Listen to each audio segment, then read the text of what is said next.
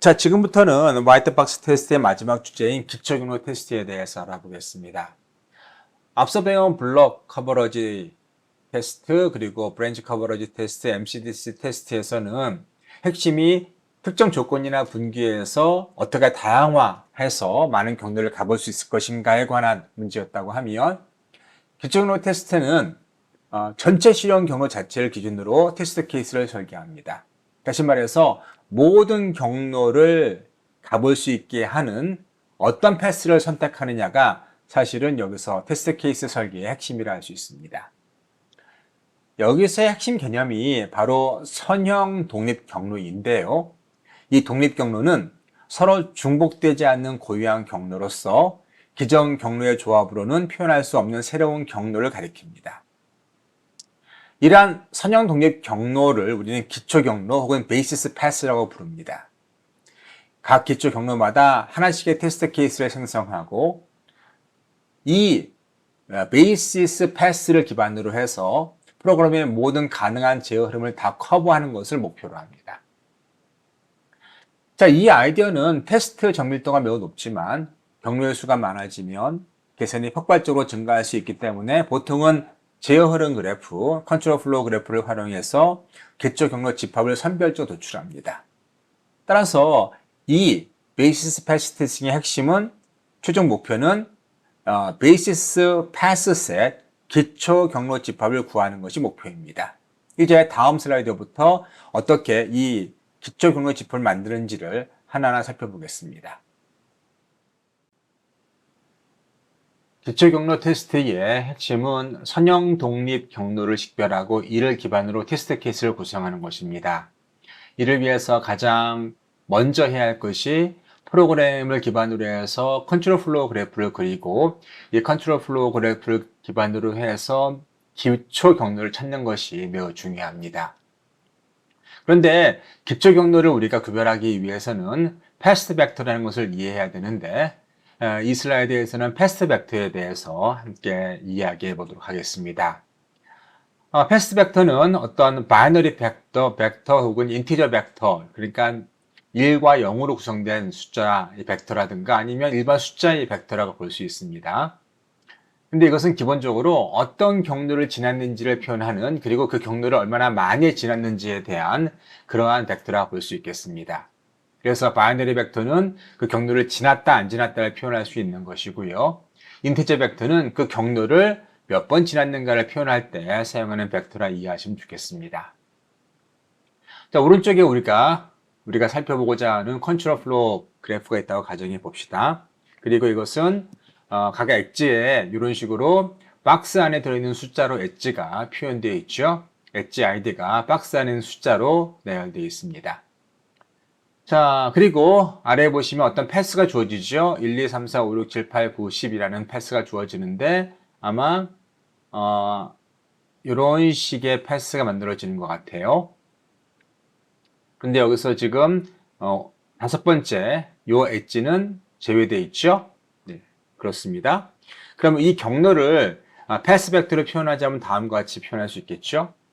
패스 벡터의 이 자리는 어떤 엣지의 아이를 가리키는 것입니다. 그래서 이 자리는 자 엣지 1번에 요 엣지를 가리키는 것이고요.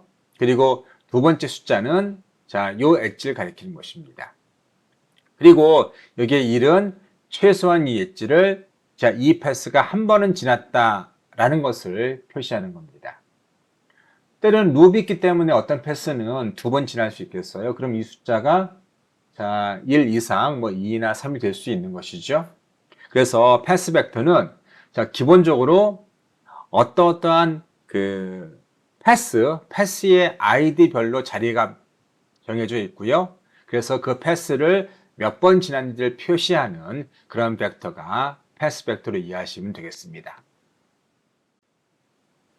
앞서 우리는 기초 경로 분석의 핵심이라 할 수 있는 패스 벡터를 정의했습니다. 그런데 패스 벡터는 베이시스 패스, 기초 경로를 구분하기 위한 하나의 장치에 불과합니다.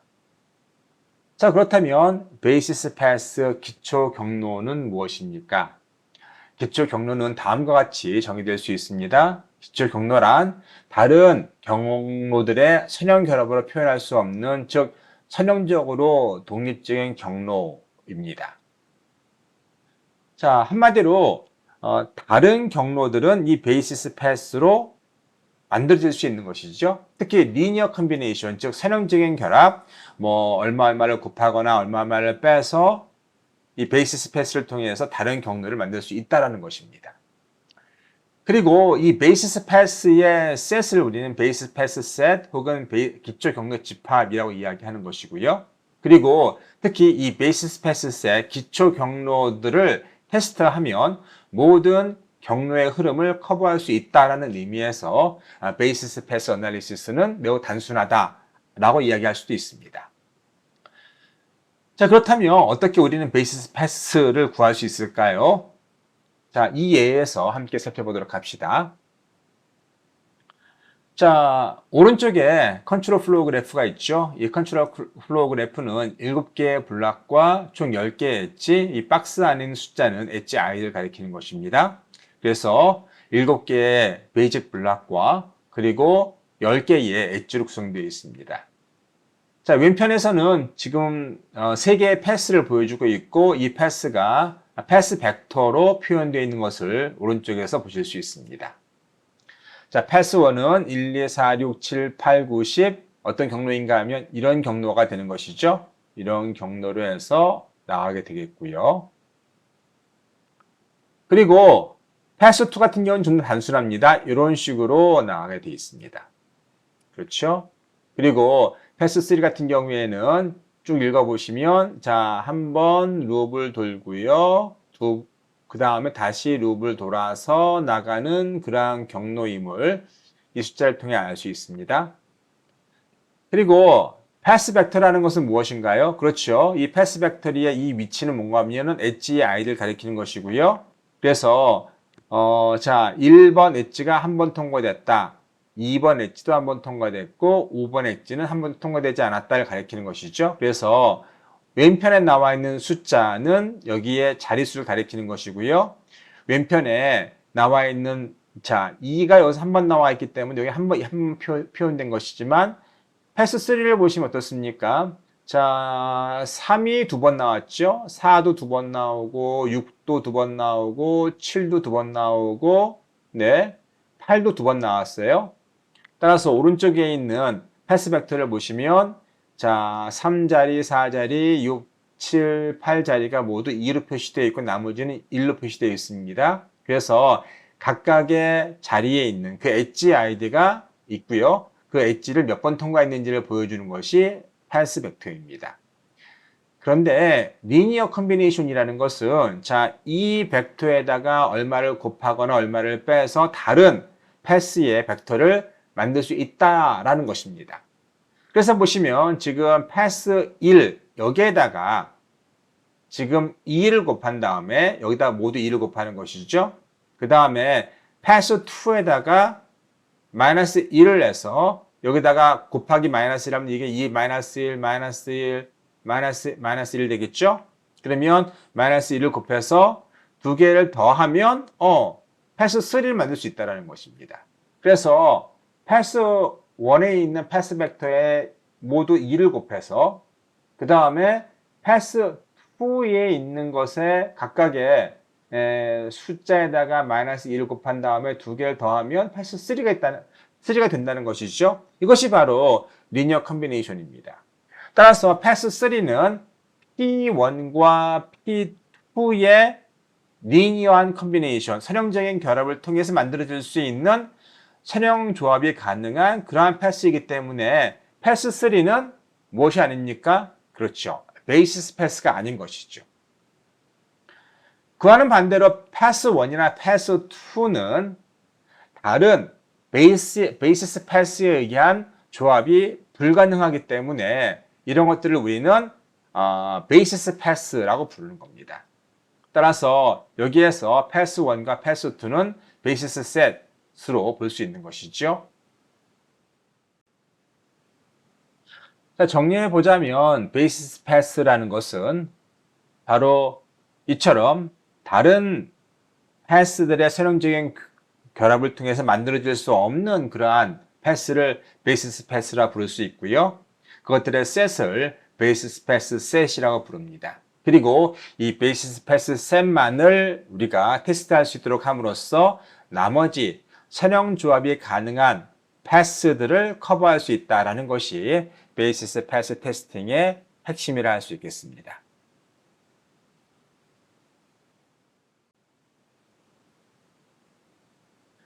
자, 그래서 기초경로 테스트, 즉 베이시스 패스 테스팅은 기본적으로 프로그램 내의 모든 기초 경로를 최소한 한 번 이상 테스트하는 것을 목표로 합니다.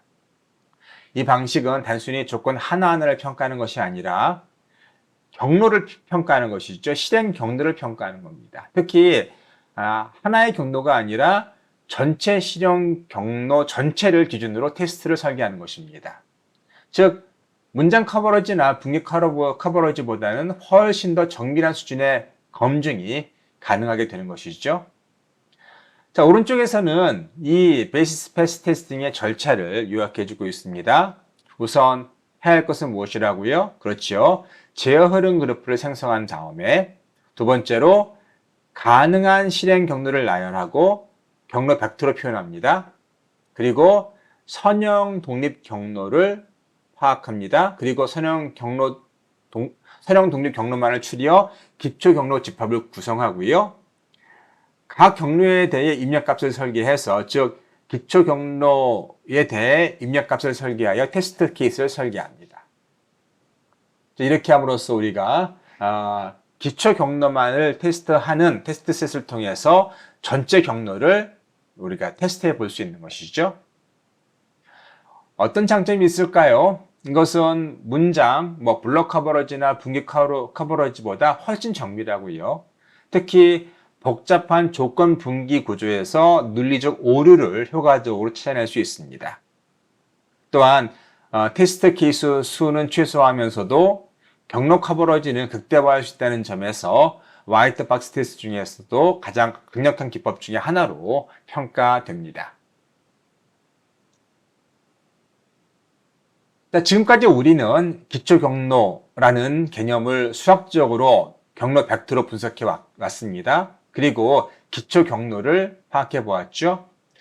그런데 실제 테스트를 설계할 때 조금 더 직관적이고 실용적인 방법도 존재합니다. 즉, 기초 경로 테스트를 할 수 있지만 조금 더 직관적이면서 편리한 방법이 바로 지금 보시는 베이스라인 메소드입니다. 자, 이 방법은 특히 조건 분기가 많을 때 테스트 경로를 논리적으로 다양한 조합을 하는 데 유용합니다. 방법은 좀 간단합니다. 우선 기준 경로 베이스라인 패스를 선택합니다. 보통 모든 조건의 true를 만들므로써 그 경로를 만들 수 있고요. 모든 조건을 일단 한번 true로 결정한 다음에 베이스라인 패스를 만들 수 있고요. 그리고 그러한 조건을 하나씩 반전시켜 가면서 새로운 경로를 형성하게 됩니다. 자, 예를 들어보면 다음과 같습니다. 자, 우리가 먼저 이러한 컨트롤 그래프가 있다고 가정을 하고요. 여기에는 두 개의 분기가 있습니다. 여기가 분기가 있고 여기 분기가 있죠. 자, 이 분기는 보시는 것처럼 이쪽으로 가면 true, 이쪽으로 가면 false고요. 여기서는 true로 이쪽으로 가는 것이고 false로 이쪽으로 가는 겁니다. 그러면 베이스라인을 잡는 것이죠. 베이스라인은 true인 방향으로만 가는 겁니다. 자, 이런 식으로 true인 경우로만 가는 겁니다. 그렇죠? 그러면 각각의 두 개의 조건에서 모두 true를 할 때에는 여기 보시는 것처럼 1, 2, 3, 4, 자, 2 이렇게 가는 거죠. 이렇게 가게 됩니다. 이게 베이스라인입니다.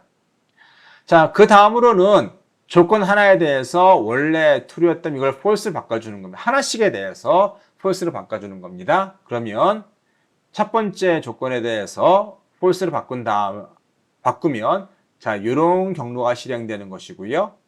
그리고 자, 첫 번째를 이제 플립했다고 하면 그것은 다시 플립해서 정상으로 돌려놓고요. 그 다음에 두 번째를 플립하는 겁니다. 그러면 이런 경로가 나오겠죠. 자, 이렇게 해서 비록 기초 경로와는 좀 다르지만 이제 조건을 최소한 한 번씩은 바꾸면서 경로들을 파악해 볼 수 있는 그러한 패스 테스팅을 할 수 있겠습니다. 핵심은 베이스 라인 경로 하나를 기준으로 조건 하나만 반전시켜 만든 경로만으로도 대부분의 논리 분기를 효과적으로 테스트할 수 있다는 장점을 가지고 있다는 것입니다. 이 방식은 MCDC의 독립 영향력 검증 또는 기초 경로 테스트 설계 시에도 매우 유용하게 사용될 수 있습니다. 자, 오늘의 강의를 이제 정리해 보겠습니다. 오늘 배운 화이트박스 테스트는 블랙박스처럼 요구사항을 기반으로 해서 만들어 그런 것이 아니라 실제 코드의 내부를 보면서 내부의 로직을 어떤 식으로 따라가면서 오류를 찾는 것이라 할 수 있습니다. 따라서 우리가 달성하고자 하는 기능적인 오류뿐만 아니라 실제 그 기능을 수행하면서 부가적으로 수행되는 다양한 여러 가지 로직이 있을 텐데 그것의 오류를 찾는 것이 이 화이트박스 테스팅의 핵심이라 할 수 있겠습니다. 따라서 화이트박스 테스팅은 코드 내부의 논리적인 오류를 찾는 데 핵심적인 역할을 하는 것이죠. 단순히 출력값만을 확인하는 블랙박스 테스팅과는 달리 코드의 분기나 조건, 경로를 모두 테스트하는 그러한 테스팅이라 할 수 있겠습니다. 여기에서 사용되는 핵심 기법이 컨트롤 플로우 그래프인데요. 컨트롤 플로우 그래프의 테스트 경로는 단순한 if문의 나열이 아니라 기본 블록, 분기 흐름을 기준으로 해서 만들어집니다. 따라서 컨트롤 플로우 그래프를 통해서 우리가 프로그램 전체를 if문이나 룹과 같은 그러한 컨트롤의 흐름에 따라서 테스트해 볼 수 있게 만드는 그러한 기본이라 할 수 있겠습니다. 자, 우리가 몇 가지 화이트박스 테스트의 기법을 배웠죠. 그 중에 하나가 블록 커버러지입니다. 여기 커버러지라는 개념은 프로그램이 얼마나 많이 테스트되었는지를 나타내는 정량적인 기준을 할 수 있는 것이고요. 블록 커버러지는 얼마나 많은 블럭이 테스트되었는지를 판단해 보는 기준이고요. 브랜치 같은 경우에는 자, 얼마나 많은 분기, 조건들이 테스트되었는지를 보는 것이고요. 또 뒤에 보시면 이를테면 조건 커버러지, MCDC 모두 커버러지 기반의 블랙박스, 화이트박스 테스팅 기법인데 모두 프로그램 내에서 얼마나 많은 부분이 평가되었는지를 나타내는 기준이라 할 수 있겠습니다. 자, 블록 커버러지 같은 경우에는 가장 단순한 커버러지 기준입니다. 모든 코드가 한 번 이상 실행되었는지를 확인하는 그러한 테스팅이 되는 것이죠. 여기에서는 조건 내부의 분기 여부까지는 확인 못할 수 있습니다. 또 브랜치 커버러지 같은 경우에는 앞서 본 블랙 커버러지보다는 조금 더 강력한 기준이죠. 그래서 모든 조건을 true 혹은 false 양쪽 결과를 모두 확인하는 테스트를 할 수 있는 것이고요. 숨겨진 분기나 누락된 로직을 찾는 데 효과적이라 할 수 있습니다. 그 다음 컨디션 커버러지 같은 경우에는 조건식 내에 있는 모든 조건들의 true, false를 평가하는 것입니다. 우리는 보통 아토믹 컨디션이라 부르는데 이 조건 커버러지는 이 아토믹 조건, 원자 조건이 true나 false로 한 번씩은 플립되면서 평가되었는지를 확인합니다. 하지만 이 커버러지는 해당 조건이 결과에 영향을 주는지는 보장하지 않습니다. 따라서 단순 평가만 하기 때문에 테스트 경도가 약할 수 있습니다. 그래서 나온 것이 MCDC죠. 자, MCDC는 앞서 우리가 살펴본 브랜치 커버러지나 컨디션 커버러지를 모두 합한 것입니다. 그래서 MCDC는 각 조건이 다른 조건이 고정된 상태에서도 결과에 독립적 영향을 주는지를 검증하는데 특히 브랜치 커버러지와 컨디션 커버러지를 합한 결과가 바로 MCDC라 할 수 있겠습니다. 다시 한번 강조하자면 MCDC에서는 하나의 조건이 다른 조건이 고정된 상태에서 결과에 독립적으로 영향을 주는지를 판단하게 됩니다. 이 기준은 항공제어나 의료기기, 자동차 안전 시스템처럼 어떤 신뢰성이 매우 중요한 그런 시스템에 적용되는 아주 신뢰성이 높은 테스팅 기법이라 할 수 있겠습니다. 또 MCDC를 위해서 우리가 배운 기법이 무엇입니까? 그렇죠. 어떤 하나의 독립적 영향을 갖는 조건을 판단하기 위해서 나머지 조건들은 우리가 고정값을 만들어 버려야 되는데, 그런 고정값을 만들기 위해서 우리가 사용한 기법이 트리워크 기법이죠. 자, 그래서 트리워크 기법은 조건식을 트리 구조로 분석한 뒤에 대상 조건을 바꾸고 나머지 값을 고정하여 결정의 결과의 변화 여부를 확인하는 방식이라 할 수 있겠습니다. 자, 그 다음으로 기초 경로 테스트는 선형 독립 경로를 기반으로 합니다. 이 기초 경로는 다른 경로들의 조합으로는 표현될 수 없는 고유한 흐름을 가리키는 것이고요. 이 경로들을 모두 한 번씩은 테스트함으로써 논리적인 완전성을 확보할 수 있는 그런 기법이라 할 수 있겠습니다. 베이스라인 메소드는 베이시스 패스 테스팅보다는 조금 더 완화된 그런 기법입니다. 하지만 프랙티컬한, 좀 더 실용적인 전략이라 할 수 있는데요. 모든 조건이 투링 경로를 시작점으로 잡고 각각의 브랜치에서, 각각의 조건에서 하나의 조건만을 변경하여 새로운 경로를 유도하는 방식이라 할 수 있겠습니다. 따라서 MCDC와 더불어서 베이시스 패스 테스팅 설계에 모두 유용한 방법이 베이스라인 메소드라 할 수 있겠습니다. 사실 어떤 커버러지는 sufficiency, 즉 어떤 그 완전성을 의미한다 할 수는 없습니다. 그래서 여러분께서 기억해야 할 것은 커버러지와 어떤 충분성은 같지 않다라는 것입니다. 즉 100% 커버러지를 달성을 해도 버그가 존재할 수 있다는 것이고요. 그러나 커버러지가 낮다면 버그가 존재할 가능성이 더 높다는 것은 여러분께서 이해하셔야 합니다. 따라서 테스트 전략을 세울 때에는 단순히 수치에 집착하기보다는 현실적이고 설계 기반의 테스트 경로를 충분히 확보하는 것이 매우 중요하다 할 수 있겠습니다. 자, 오늘의 강의는 여기까지 진행됩니다. 화이트박스에 대해서 배웠죠. 우리는 코드의 겉모습이 아닌 내부 구조와 논리 흐름을 검증하는 다양한 기법들을 살펴보았습니다. 단순히 실행해서 동작하는 걸 확인하는 것이 아니라 프로그램 내에서 왜 그 흐름이 필요하고 어떤 흐름을 따라가는지, 어떤 조건에 의해서 오작동이 발생할 수 있는지를 증명하는 기법이 화이트박스 테스팅이라 할 수 있습니다. 특히 MCDC, 기초경로 테스트, 그리고 커버러지의 현실적인 한계는 단순히 수치 이상의 사고가 필요하다는 걸 우리에게 암시합니다. 특히 최근에 사람들이 많이 만들고 있는 AI 기반의 알고리즘 같은 경우에는 사실은 MCDC나 기초경로 테스트, 이러한 화이트박스 테스팅 기법으로는 테스팅할 수 없는 부분들이 참으로 많습니다. 따라서 그러한 경우에는 우리가 블랙박스를 좀 더 강화하거나 다른 기법이 필요할 수 있는 것이죠. 따라서 앞으로 여러분께서 테스팅할 때는 테스팅을 내가 한다고 하면은 다양한 기법에 대한 여러 가지 서베이와 또 경험을 통해서 우리가 이 프로그램은 어느 정도나 충실히 테스팅되었는지를 보여주는 그런 방법이 필요합니다. 따라서 앞으로 여러분께서는 테스트를 설계할 때 단순한 도구를 돌리는 것이 아니라 논리적 완전성과 구조적 책임감을 갖는 테스트의 목표를 정의해야 할 것이라고 생각합니다.